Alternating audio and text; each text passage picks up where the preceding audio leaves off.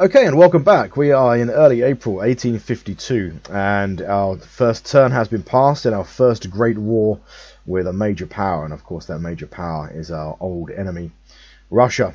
Before we have a look at any combat reports, let's have a very quick look at kind of broad news events, see if anything's happening. We have received a newspaper report that the Taiping Rebellion is spreading in China. We sort of knew that was happening a little bit anyway, but we can see from the map that that rebellion has developed much more kind of serious proportions and dimensions to it. So not a great time to be the leader of China, I'd imagine. Increased pirate activity on the coast of Indochina may even be related to that rebellion.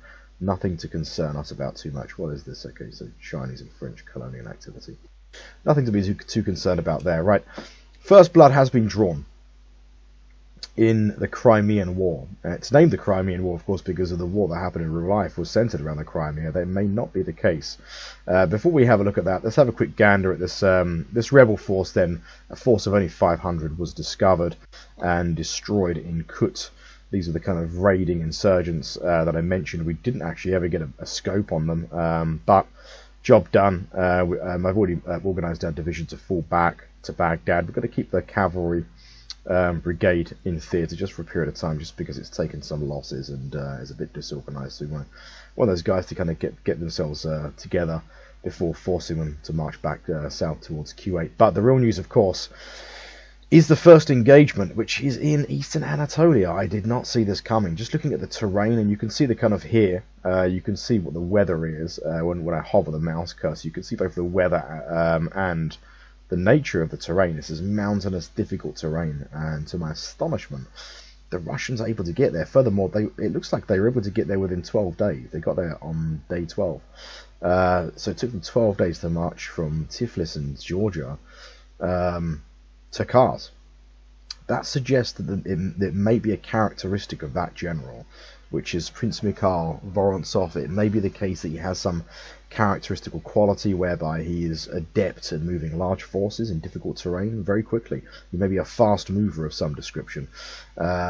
Interesting. Now, the battle was a defeat, but that's nothing to be too upset about, because, of course, we had ordered Abdi Pasha to fall back in the event he's attacked. He initially tried to fall back in the first round of combat, wasn't able to do so. They engaged in a round of combat where we suffered similar sorts of casualties. Now, the main purpose of him staying there and falling back was to get a read on the character of the enemy forces, and they have about 70,000 men, 6,000 of which are horse, 328 artillery guns. That's interesting. We can see also that his command is broken down into also Pavel Gorshakov, who is a lieutenant general and a major general, also with, I can't pronounce his name, but it looks like a Georgian name. That gives us a good read then. We kind of know what we're dealing with. There are 2 HQ units, which means that that's probably comprised of 2 main infantry army corps. Looking at the number of infantry regiments, that seems to tally. Also some fairly irregular support forces then. 4 colonial regiments, that's quite interesting. A military police force, some horse artillery. You can see from our own force that our own force is roughly equal in size, but of course it's not, because our own force includes the garrison in Kars itself, which has remained there to hold the city. So this is the combined force of both the garrison and Abdi's command. Now, Abdi has been congratulated, even though it's a defeat. It's a defeat because he chooses to leave the field. He falls back intentionally. He's congratulated for his actions. With a much smaller force under his command, in reality, he inflicted similar casualties. So this is nothing to be too upset about, and this is sort of what we wanted to happen. We want him to fall back to the force at Erzurum, to join up with our additional army corps, which is moving in from Sinop, which is sort of militia. These are kind of conscripts, really. I've set this force to force march, which will affect its organisation somewhat, but will hopefully accelerate the speed that it arrives at Erzurum. And Erzurum also, incidentally, we began to construct into an additional fort. So the purpose here is to bog down the Russians a little bit. Now, they can't advance beyond Kar without taking Kar. Okay, they have to take this city. Otherwise, they would be unsupplied. They would not be able to transit any further. And inside Car, we have a reasonable sort of force of 42,000 men, 250 with 6 guns, and they're in a fortress, so this provides them with a huge defense advantage, and that fortress is currently intact. Now, the Russians have 2 options: sit tight outside Cars, besiege it, try and whittle the structure down, create breaches, and then eventually sort of try and push and destroy it. To sit tight, create breaches, but not storm the fortress, simply starve it out, just wait for supplies to run out, and the fort will crumble under its own weight, sort of thing. Or they may try and storm the fortress without creating any breaches. That would be a tactical mistake and something that we hope they're going to do. Now, it's sort of 50-50. We're flicking a coin a little bit here. It doesn't matter too much if they don't. If they sit tight, Cars, I think, should be able to hold out for a couple of months. We'll see, maybe a month to 2 months. And the idea is we begin to get our force together. We've got Hussein Avni now on a boat on the Euphrates, and he's going to be in place in 9 days, and then we're really going to be waiting on this additional army corps. Now, 2 army corps. Let's see who the most senior commander is. He's got a seniority of 11. They both have a seniority of 11, so I think it would mean that Hussein Avni would get the command, because I think he has slightly higher values. We'll see. I may be wrong there, but one out of these 2, one of them will take command of the overall force. They will still receive a command penalty because they are both lieutenant generals, but this force combined with the garrison in Car, we're hoping should be enough to dislodge the Russians, at least cause them to sort of fall back, and hopefully that victory would provide us with grounds to promote one of the officers we have in the east. We always knew the east was going to be tougher and was going to be principally defensive, and that's going to remain to be the case. But the idea is if we can bog the Russians down at the very least in a kind of seesaw sort of situation, then that would be good news for us. They have got a substantial force, and they have moved it quicker than we thought, so we need to keep that in mind. That's definitely caught me off guard. And furthermore, we're in early April. The snowy weather here is going to very quickly start improving now. Over the next month, it's going to probably turn into a trickle of water as the snows melt, and then we'll be in summer before we know it. Now, the real surprise is that nothing has happened in the west. The main theatre, where we've kind of been laying our plans, we thought that the Russians would have moved south. They are just sitting tight in Bessarabia. Now, that could be for a number of reasons. It may be that they're waiting for a force in Congress Poland to work its way down, or in Ukraine to join them. They may be looking to achieve some measure of more significant force concentration before they move into the Balkans. So that's worth considering. We have now got all of our forces combined. We still have a cavalry division which we've kept out. I'm going to keep that separate in play in Smyrna for the time being, with an eye on insurgencies. We do need to be very careful about putting all our eggs in one basket. They sustain some kind of catastrophic losses in a battle, even a successful battle, and then we have a number of rebellions spring up in western Anatolia. We do want to make sure that we have forces to respond, and a cavalry division here is well placed to do that. Now, with all of these forces, we have nearly 120,000 men, but we do have a command penalty. So this is our moment that we're going to basically deposit. We're going to kind of take a rib out of this army.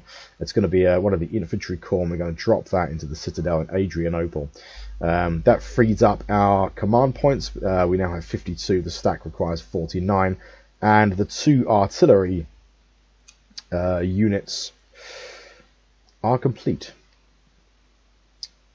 They are complete. They're still somewhat disorganized, but they are moving by sea. It'll take 13 days. And they'll be arriving to join with Rita Pasha's force. What we're also going to do now is to begin to look at structuring our command. So we have our command here, and we have independent units inside. Now, Omar Pasha is hand over fist the most capable officer here, I would say. And we're going to give him command of the Imperial Guard, because this force is going to be the real iron and the glove. We want a really good commander. So we're going to fuse him with the Imperial Guard. Zaif Pasha will give command of one of the infantry corps. And then Abdul Karim will give him command of the remaining infantry corps. So that's our forces kind of put together now. We actually have independent commands within our army. These officers now afford their skills, their abilities and characteristics to the various forces in this stack. So that's good news. We are going to try and get another commander up at some point. I'm trying to think who we have left, really. And we've got so we've got Hussein Avni is moving to the east. We've got Abdi in the east. That's pretty much it, I think, other than Khurshid Pasha. Now, do we get Khurshid Pasha out of... I think we do. I think we have to get him out of Aden. We'll leave the forces there for the time being, and we'll try and kind of balance them. The Marine Division is still there. It's still got pretty good stats. Khurshid Pasha's force will continue to recover inside Sana'a. My thinking is let's set Riverine movement. Let's get Khurshid Pasha. We want to get him in the main Imperial force, and we want to get him commanding one of those cavalry divisions. That's my thinking. It's going to take him 41 days. That is unfortunate, but it is what it is.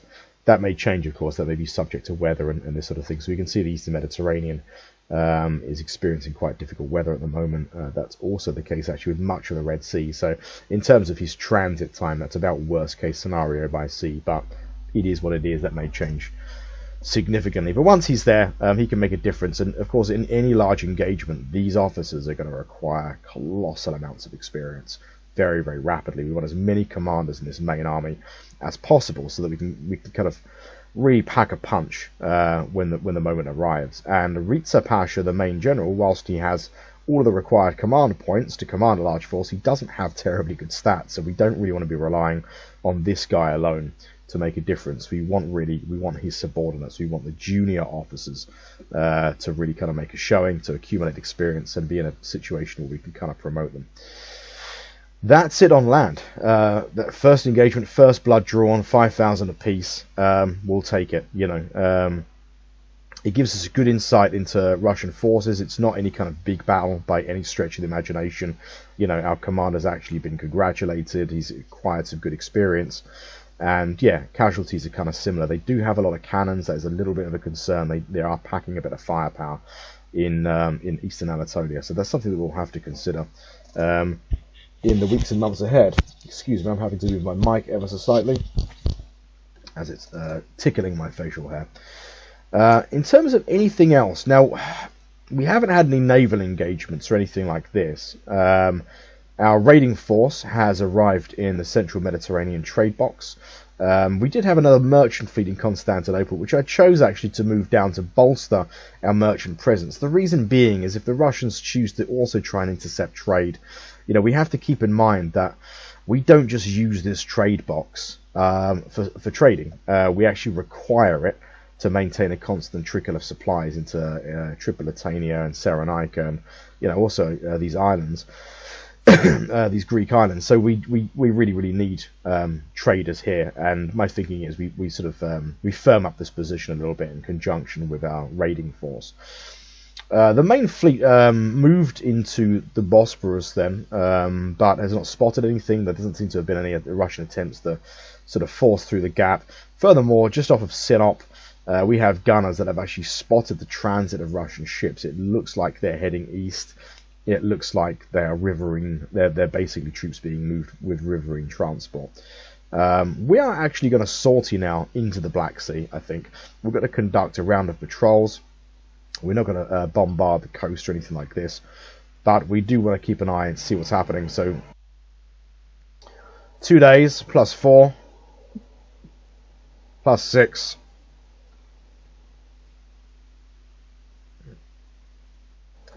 8 and then given that we've got a 15-day allotment, let's work our way all the way back here.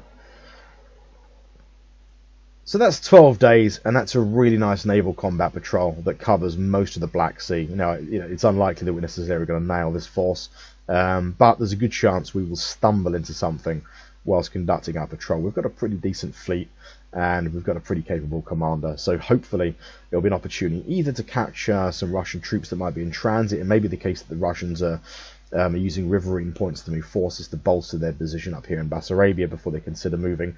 This would be a great opportunity to kind of catch some of those troops sort of on the move at sea and send them to the bottom. Not much else to report on the combat front. That is the opening play really. It's only 2 weeks though, and is the 1850s. It's a a nice sort of sedate kind of period of warfare. So there's nothing sort of too much to report there. Let's have a quick look at our economy then. The main indices I tend to always look at. That's really nice. So domestic market sales of 55 goods at 278 private capital. That's really nice. Plus, we're now selling almost the same number of merchandises for exports, and that's exporting 159. So yeah, nearly half of all of our commodities that we sell, we now sell abroad. That's really good news. We've imported 18 units of merchandise at a value of 110. They're quite expensive merchandises. They're mostly manufactured goods, military supplies and things like that. Let's have a look at what we're selling. So tobacco is always up there, 2 units of tobacco, 10 units of dyes, fish and cereals. So that's really, really good. One thing that we have done is to temporarily disengage. Let's have a look. We're going to stop the conversion of turning food into preserved food. The reason being is because we've got a large stockpile now of preserved food, and once that becomes large enough, it begins to hemorrhage on the basis of basically wastage and corruption. It just means that we just have more of the stuff than we can store, and it just it becomes pointless making this stuff. And this will provide us also with a short-term boon in terms of agricultural production, which will hopefully stimulate further exports, because we don't really export much in the way of preserved foods. It's always important that we have preserved foods, but we actually export cereals and fish and things like this, so it makes sense to have more of that instead of trying to convert it. Let's have a quick look then. This is a worthwhile insight really into kind of the administration, the sort of, if you like, the week-by-week administration. I always try and make sure that I've got enough commodities here for domestic consumption on the left-hand side. We'll make sure we've got 15 units of fruit. I'm a bit of a stickler for round figures, because I suppose I'm just the heart and soul of the party. Got to make sure we've always got 50 preserved foods. Now, preserved foods is going to drastically diminish because we've intentionally stopped our production of preserved foods in the short term.